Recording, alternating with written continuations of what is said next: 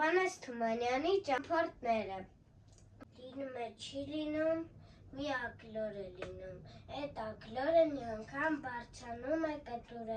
որ աշխարհքը տեսնի, վիզը ձգում է, երկարացնում է, բայց բան չի տեսնում, դիմացի սարը խանգարում է, դրսում պառկած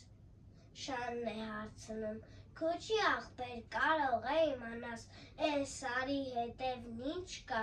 ասում է, ես էլ չգիտեմ, բամ ակլորն ասում է, բա մթոմ ինչքան պետք է սպասենք, արի գնանք տեսնենք աշխարհքում ինչ կա, ինչ չկա,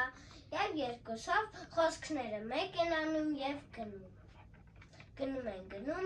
մութը ընկնում է, որոշում են ակլորը բարձրանա ծառին,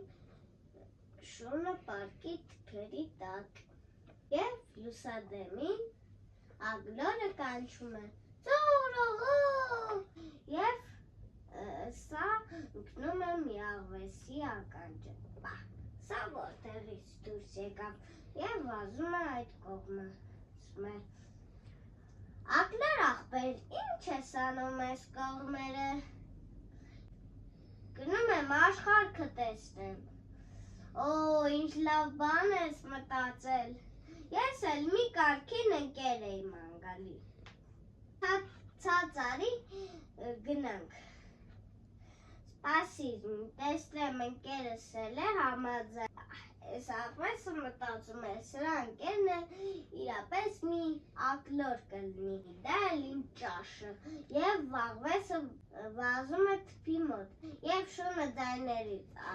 արթնանում է, աղվեսը շանը տեսնում է, բուք փախնում է, էնպես է փախնում, էնպես, և ակլորը ծառի գլխից ձեն է տալի, աղվես եղբայր,